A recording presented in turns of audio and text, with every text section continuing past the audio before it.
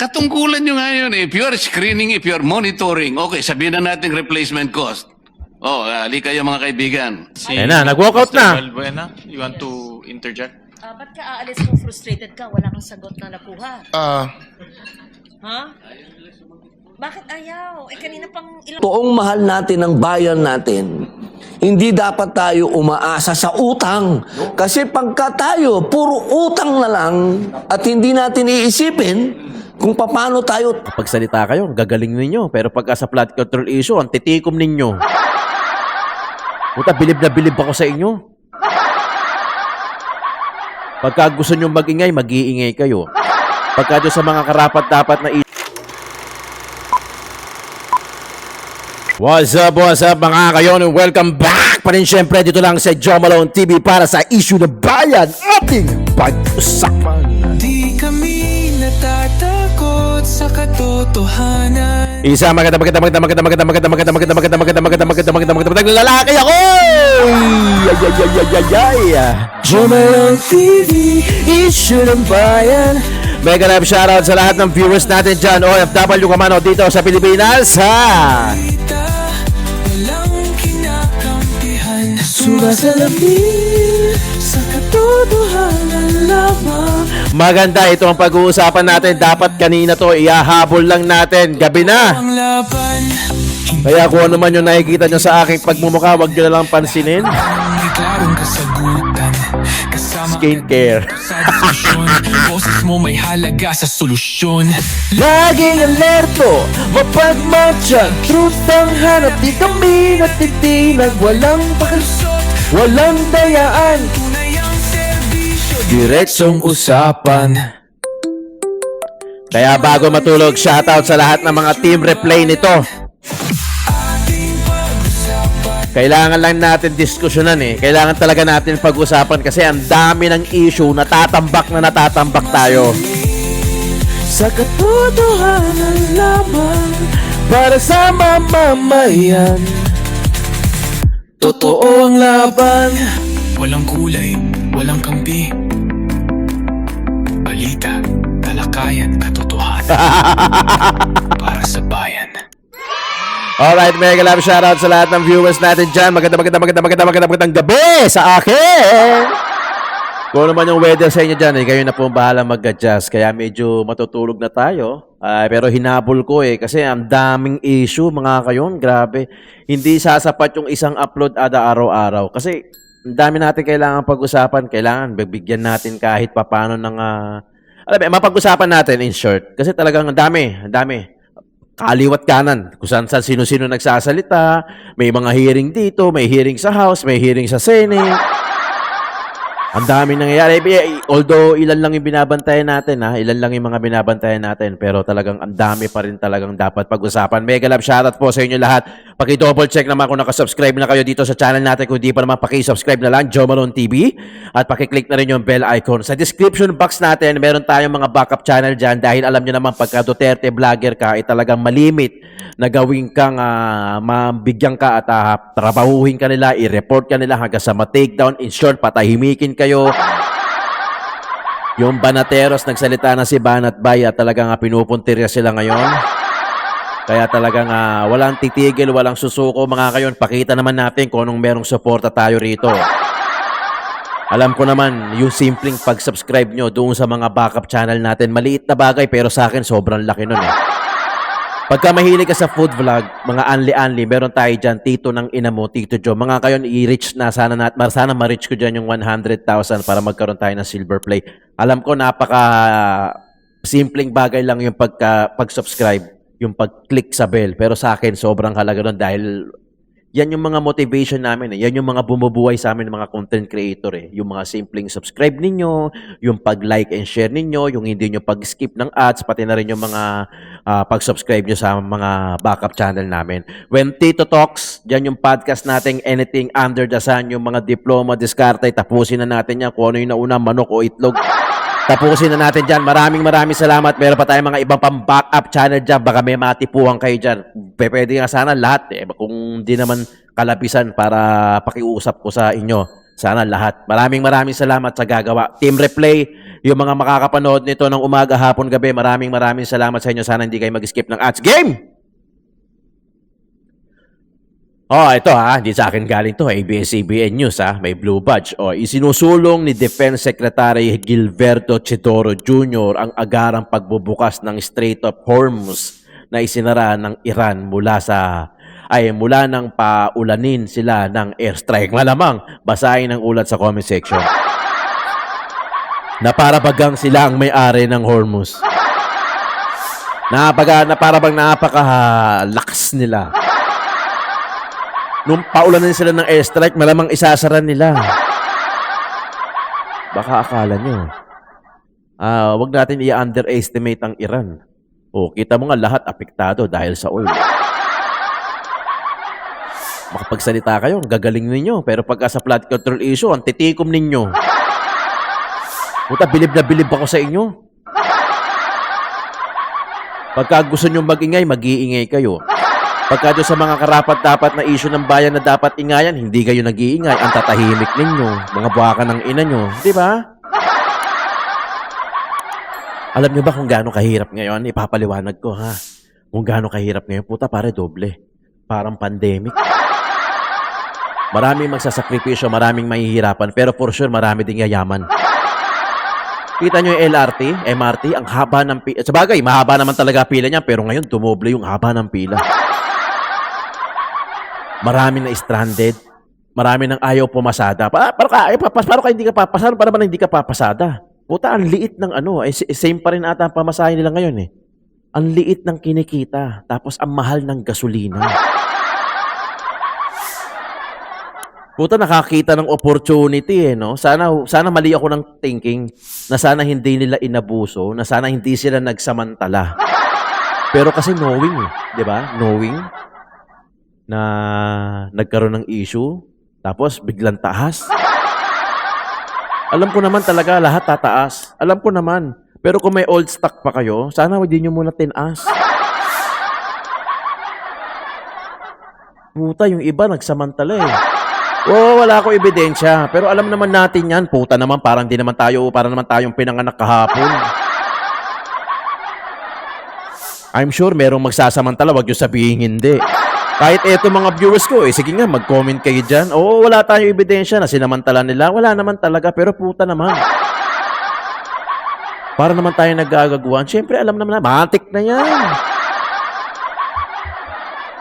Panoorin natin kasi marami itong video na to. Medyo mahaba. Kailangan natin humabol sa mga issue ng bayan ating pag-usapan. Kaya ito, simulan na natin. Pasok! Suke! Kung totoong mahal natin ang bayan natin, hindi dapat tayo umaasa sa utang. Kasi pagka tayo, puro utang na lang at hindi natin iisipin kung paano tayo tatayo sa sarili nating paa. Habang buhay po tayo magiging alipin. Ito pong lahat ng ito, ipinagsama-sama ko po at dinala ko sa Senado. Sinabi ko sa kanila, mga mahal kong kasama, hindi ito maaayos. Dapat ngayon pa lang ay naghahanda na tayo. Hindi po sila nagresponde sa plenaryo, kaya ang ginawa ko po, sinulatan ko ang mga ahensya ng gobyerno. Sinabi ko sa kanila na ito, kailangan natin magkaroon ng plano sa pagkain. Number 1, pagkain. Number 2, langis, kung saan tayo kukuha.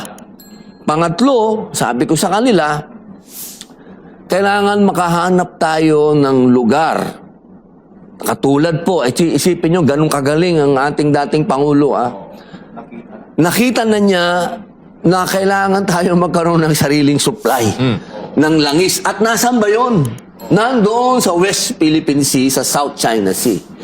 2022 pa lang po, binuhay ko. Yan po ang unang-unang privilege speech ko. Sinabi ko na kailangan buhayin natin yung hakbang ng ating dating Pangulong Rodrigo Roa Duterte magkaroon ng joint exploration ng langis. Bakit? Kasi kailangan po natin magkaroon ng sarili natin. Hindi po tayo pwedeng habang buhay nag-i-import ng langis doon sa gitnang silangan. Meron tayo. At higit sa lahat sumunod na aking privilege speech ay yung ating, kung natatandaan niyo po yan, at alam na alam ko na pati ang ating mahal na Pastor Apollo Kibuloy, tulungan niya ako dyan, yung ating Saba claim. Dahil totoo po yan na ating yan eh. Na dapat meron na tayong tamang pakiki-negotiate. Hindi po away ha, inuulit ko, ayoko ng away. Pwede naman po tayong makipag-usap sa Malaysia at pag-usapan natin yung claim natin dyan. Lahat po yan, hindi po natin kailangan maging manghuhula. Maging tama lang ang ating analyzation. Kung totoong mahal natin ang bayan natin, Kaso hindi. hindi dapat tayo umaasa sa utang. Kasi pagka tayo, puro utang na lang at hindi natin iisipin kung paano tayo tatayo sa sarili nating paa, habang buhay po tayo magiging alipin. Kaya po ngayon, alipin tayo. Hindi po tayo literal na hinahagupit ng mga pamalo, pero hinahagupit tayo ng presyo, pagtaas ng ganito, nawawala ang gasolina after 30 days, lahat po yan nakalulungkot. Kaya po sana, ang sinasabi ko sa mga kasama ko, lagi, paulit-ulit, huwag tayong maging bulag sa usapin ng pagiging patriotic. Kasi yan ang problema ho natin eh. Kapag pinag-usapan natin yung pakikipag-usap sa China, pakikipag-usap sa Russia, tatawagin ka ng traidor. Tatawagin kang taksil. Taksil sa senador. bayan. Alam niyo po, kung meron pong isang tao na matatawag natin na pinaka-Pilipino sa lahat ng Pilipino, Tatay ayun na Digong. po ang dating Pangulong Yes. Rodrigo Roa Duterte. Hindi po ako nagiging bias. Baka sabihin nyo, hindi, kasi si Robin Padilla, sunugin mo yan, mangangamoy Duterte yan, pigain mo yan. Hindi po, doon lang tayo sa totoo. Doon lang tayo sa totoo. Nangyari na ngayon sa harap natin. Nakita ninyo? 4 years na ang foresight ng ating dating Pangulo na mangyayari ito. At ito ngayon, nasa harap natin ngayon, mga kababayan. So, ibig nyo sabihin lahat tayo ngayon maka-China o maka-Russia? Hindi po. Ang gusto ng ating dating Pangulo ay kaibigan natin ang lahat ng mga bansa at tayo ay maging pro-economic country. Hindi Yes. tayo pro-military country. Hindi ko po sinasabi at minamaliit ang ating sandatahang lakas. Di po, tama, magpalakas tayo. Dapat lang. Pero hindi dapat yan ang binabandera natin. Totoo lang, ako gulong-gulo doon sa pinamamalita natin na nagpapalakas tayo. Hindi. Dapat nga, nililihim yan. Oo, pero dapat ang unahin natin, ang kababayan natin, ang mga Pilipino maging malakas. Sila muna. Yes. Paano sila magiging malakas? Iahon natin sila sa kahirapan. Kapag yan kumain na ng tama sa 3 beses sa isang araw, may magandang trabaho, may magandang sweldo, may tahanan na pwede niyang tawagin na kanyang kaharian. Yan ang magiging pinakamatibay na Pilipino. Yan ang pinakamatibay na ating sandata. Yung healthy na Pilipino. Kaya sa totoo lang po, lahat ng ito, sinabi na sa atin ng dating Pangulo . Hindi na ito bago. Parang rewind lang. Wala lang nakinig. Rewind lang natin. Lahat ng sinabi niya, nangyari. Wala lang nagkinig. Wala lang nagkinig. Lahat pinairal yung sarili, yung pagiging greedy. Alam nyo, sa totoo lang, walang ibang nag-isip ng advance malibang kay Tatay Digong. Kasi ang gusto ni Tatay Digong, gumaan yung Pilipino yung pamumuhay Ang nangyari kasi ngayon, umadapt na lang sa sistema hindi na naglagay ng preventive measure. Lahat, pagka nadyan na, solve na lang natin, nadyan na Wala yung preventive solution na wag na natin hintayin pa mangyari. Diba? Tulad ng baha, flood control issue, diba? Na hanggang ngayon, bumabaha-baha na, wala na, marami nang namatay, marami nang bahay na nagiba, back to zero. Imagine niyo, pwede naman sanang hindi, yun yung sinasabi ko lagi, pwede naman sana na hindi mangyari, pero dahil sa kapabayaan, nangyari at marami ang nagsakripisyo. Wala. Parang solar. Solar ang mahal. Talagang cannot afford ng mga mahihirap. hindi magso-solar. Hindi nila nakikita na investment yung solar na pwedeng pag-ipunan tapos sa paggawan ng solar, pala hindi na tayo nang maasa masyado sa kuryente. 'Di ba? Pero pagka iPhone 17, nakakabili. Magkano yan? Sabihin na natin na, wag na yung 1 terabyte kasi yung 1 terabyte, 100 plus eh. Sabihin na natin mga tigo 80. Puta, ilang solar na yan. Investment yun. Ilagay mo sa aircon nyo, sa TV nyo, sa kuryente nyo, sa refrigerator nyo, sa plancha nyo. Hindi kasi nakikita ng tao yung investment eh, yung long term na goal, yung long term na pakinabang. Hindi kasi nakikita ng karamihan ng Pinoy eh. Kaya lalo na yung mahihirap. Eh, di bali na magbayad sila. Magja-jumper na lang yan. Magbabayad na lang sila ng buwan-buwan. Di ba? Yun ang mahirap eh. Tapos, ang nangyari pa, yung ewan ko, kung talagang para sa mayayaman lang yung solar o talagang hindi afford ng mahihirap na Pilipino o kulang din sa marketing na ipaliwanag kung anong privilege o benepisyo ng pagkakaroon ng solar o talagang mahal lang ang solar. Pero may mga murang solar na ilaw eh. Kahit ilaw-ilaw na lang. Di ba? Kahit ilaw-ilaw na lang. O kaya yung mga tipo pan-TV na lang. Di ba? At least nakakasabay tayo. Ngayon, yung hybrid na sasakyan. Yan, sigurado magtataas din yan. Yung mga de-battery, hybrid, pag sinabing hybrid, de-battery at saka de-gasolina. So, hindi naman talaga totally battery operated, hybrid nga eh. So, meaning dalawa. So, syempre, mahal yan. O, baka nagmahal na ngayon yan, lalo, di ba? Eh, hindi natin alam kung hanggang kailan to. Syempre, kahit may stop yan, hindi naman kagad magro-rollback eh. Gago. Di ba? I mean, maliban kay Tatay Digong, walang ibang mga politiko na nag-isip ng ganun na ang layo. Lahat ang tingin dito. Pag ganyan ng ganyan, wala talaga mayaman. Pare-pares na lang tayong mamamatay ng kumakayod pa rin. Nang hindi natin masisecure yung talagang future ng kinabukasan ng mga anak natin. Talagang nakakalungkot yun. Nakakalungkot kasi talagang parang wala tayong magawa. Ang tawag dyan, willing victim ka na lang sa Pilipinas. Kaya di ba lagi ko sinasabi, ingit na ingit ako sa mga nag-abroad. Kasi alam ko yung kapasidad ko eh. Nakapag-asawa lang kasi ako kaya hindi na ako makaalis eh. Nakapag-anak na ako, hirap ng iwanan. Ako pa naman talagang makaanak ako eh. I mean talagang kakayod ako para sumapat yung sahod habang nakikita ko sila, yung milestone nila. Kaya ako talaga saludo ko doon sa mga nag-abroad na iniiwan yung anak para magtrabaho sa ibang bansa. Saludo ko doon.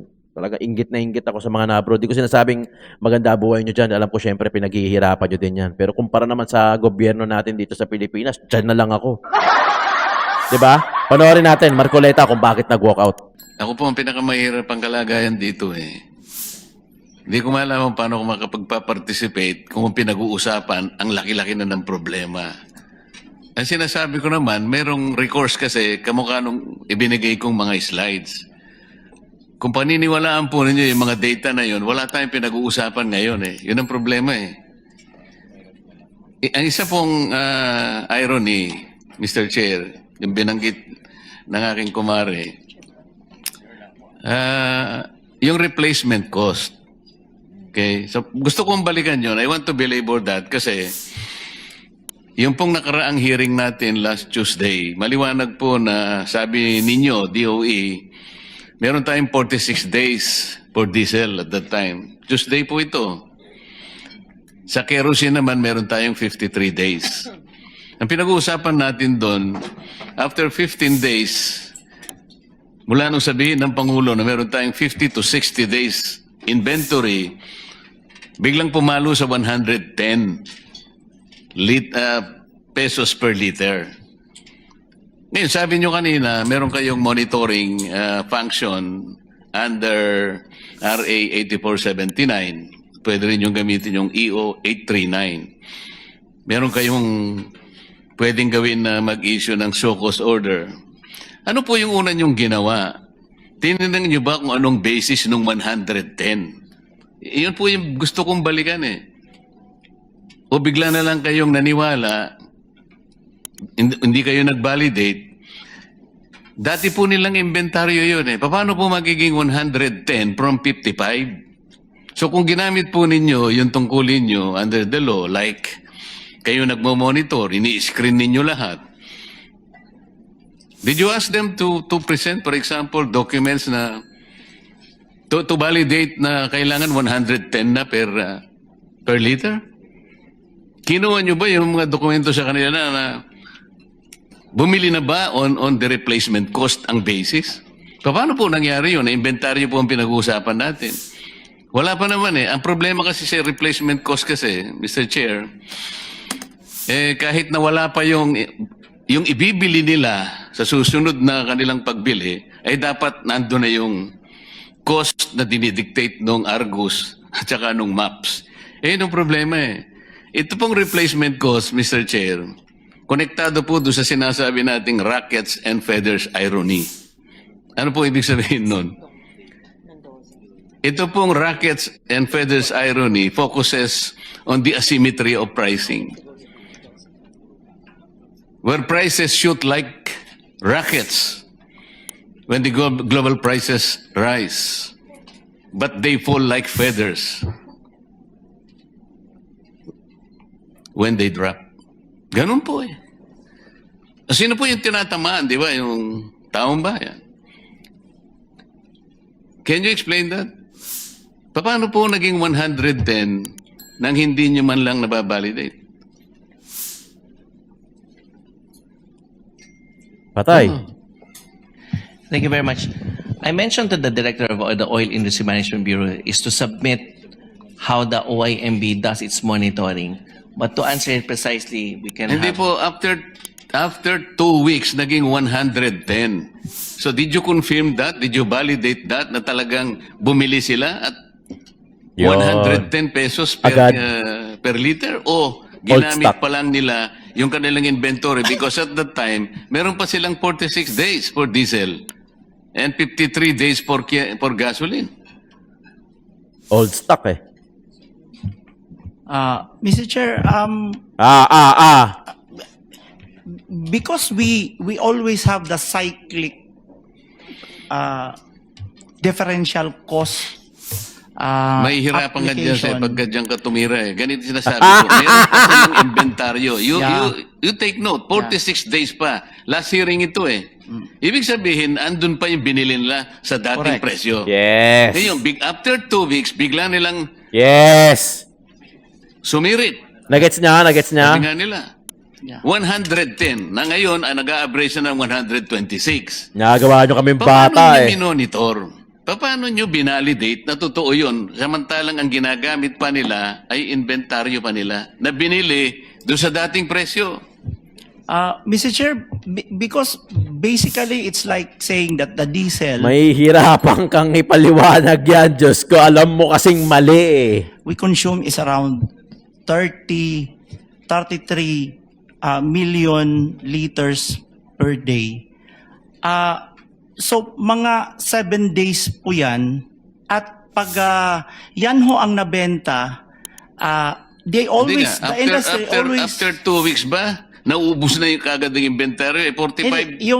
Yung dumadating pagka next week, Hindi, teka mo, ang puntahan muna natin yung inventaryo nila. Yes. After 2 weeks ba naubos ang inventaryo? Is that the assumption of DOE? no, it's Yung around pala, 7 days. saan binasi yung 110? That is the question. So, Hindi ka uubra.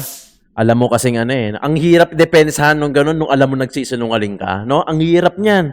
Yan ang pinakamahirap mong gagawin, Diyos ko. Yung dedepensa mo, yung pipilitin mong gawin tama yung alam mo sa sarili mo na mali.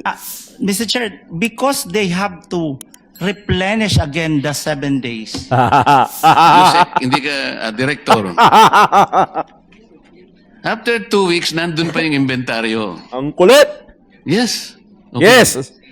Pero after 2 weeks, Nagtaas ka agad. 110 na nga ang ginamit. Yes. So, inventaryo pa rin ang ginamit. Tinaas nyo. Sinugapan ninyo.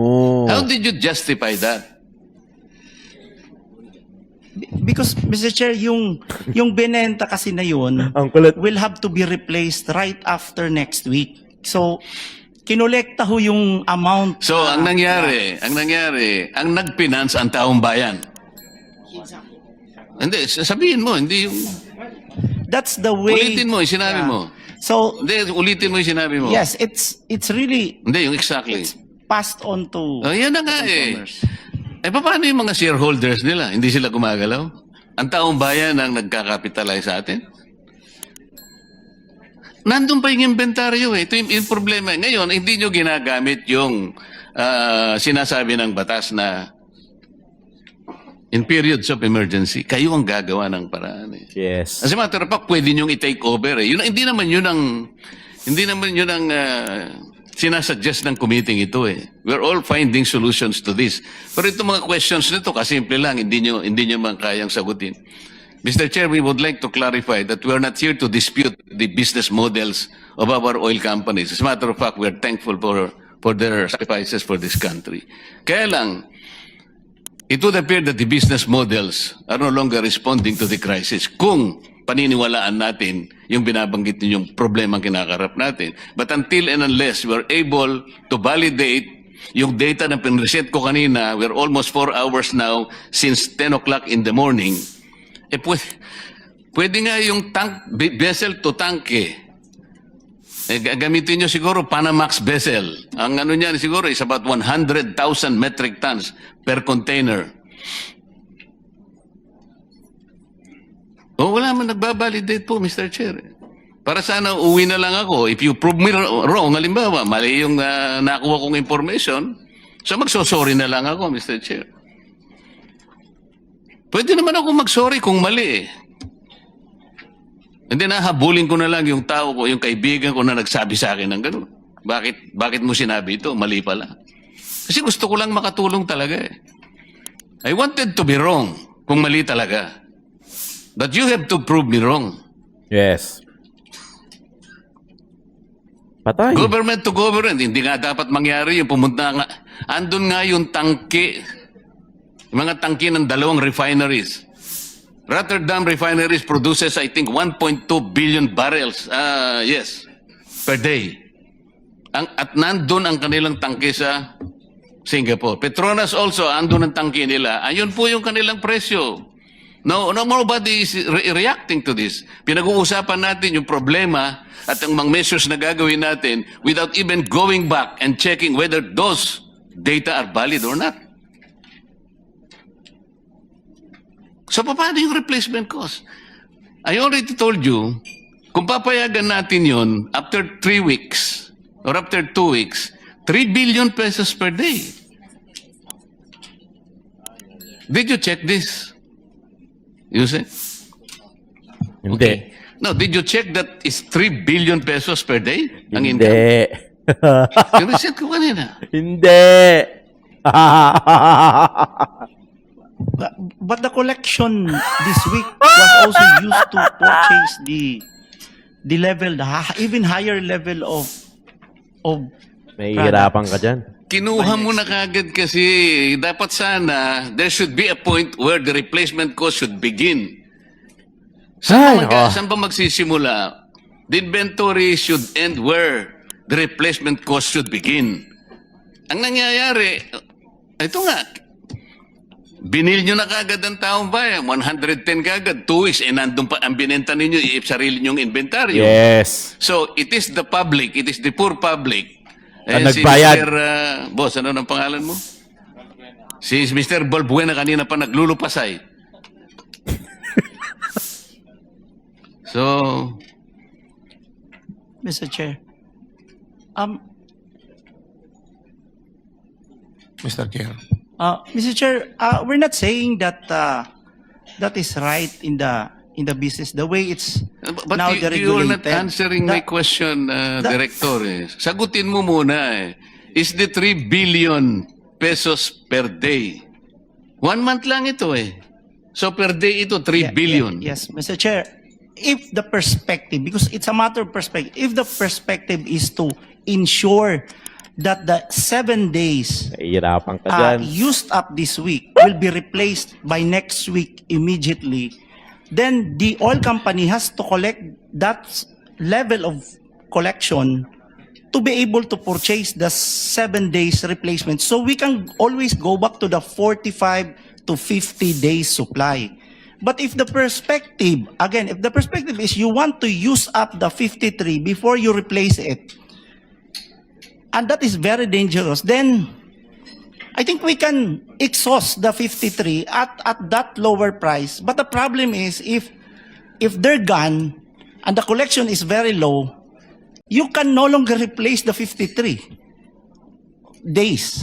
So it's really that's how they're explaining also on Caltex was also explaining that in the same way. No, but we're not saying- you're proceeding from the wrong premise. Ang sinasabi ko mula't mula pa, yung pinag-uusapan ninyo yung maps and indicators coming from the Argus.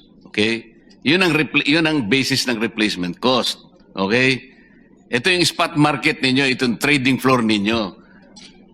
Ang sinasabi ko, after 2 weeks pa lang, and considering na meron pa kayong 46 days and 53 days for diesel and gasoline respectively, kumulekta na ng 3 billion, kumita na ng 3 billion pesos per day, which was bankrolled by the people themselves.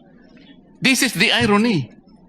Ngayon, ano yung role ninyo in the period of emergency and national interest is involved already? Ba't ang pinag-uusapan pa natin replacement cost na kagad? Ito muna ang sagutin ninyo. Is it reasonable? Is this reasonable? In 2 weeks' time?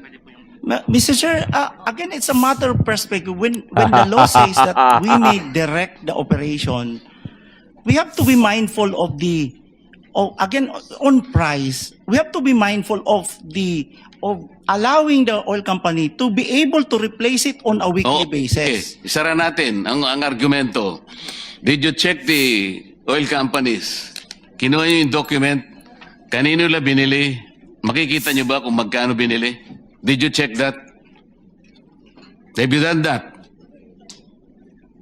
Not in that Paano mo sasabihin ngayon?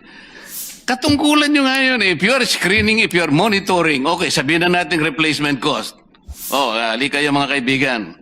Pwede nyo bandalin yung inyong mga ICPO. Tingnan natin kung saan nyo binili.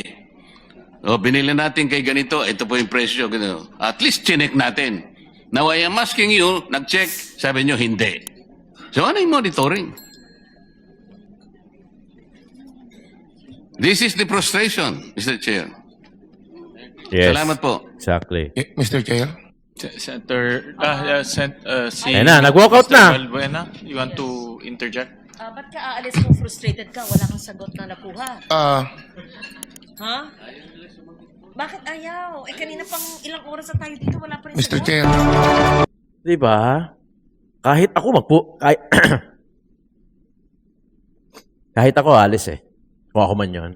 Di ba lagi ko sinasabi sa inyo, nakakapagod. Hindi dahil sa trabaho natin. Nakakapagod kasi parang hindi tayo iniintindi. Na para bagang salita ka lang na walang nagkikinig. Tayo lang naman eh. Di ba? Alam ko naman pare-pares tayong pinaglalaban eh. Ang gusto lang natin, mapopo natin si BP Inday Sara kasi alam natin si BP Inday Sara malaki ang magagawa sa Pilipinas. Ang problema, ini-snap tayo, parang walang nangyayari. Kaya doon kami napapagod. Di ba? In the same logic, in the same way, kung bakit nag-walkout si Marcoleta. Hindi dahil sa napapagod dahil sa paglalaban, hindi. Napapagod dahil na para bang wala tayong nakukuwang sagot sa gobyerno na maayos, na konkreto, na matino. Salita ka lang dyan, sige, hayaan mo na yan, salita lang yan, mauubos din yung laway niya. Doon yung nakakapagod. Kasi ganun sila eh. Hindi ka nila papakinggan. Hindi ka nila riringgan. Magsalita ka dyan hanggat gusto mo. Magwelga kayo dyan, mag-rally kayo dyan. Diba? Nakailang rally tayo last year. May nangyari ba? Wala. Inisnab lang tayo. Yung sagaan na nirereklamo ni Atty. Vic Rodriguez, may nangyari ba? Wala. Flood control issue, wala rin mangyayari. Wag na tayo magkagulatan pa dito. Same. Doon yung nakakapagod na part. Hindi dahil sa parehas tayo ng pinaglalaban, no. Hindi nakakapagod kailanman yung alam mong tama at alam mo kung ano yung pinaglalaban mo. You cannot be tired of doing that. Napapagod tayo dahil parang hindi tayo pinapakinggan. Na parang salita lang tayo ng salita na hindi tayo pinapakinggan ng sarili nating gobyerno. Maraming salamat mga kayon. Joe Malone TV, issue ng bayan, ating pag-usapan.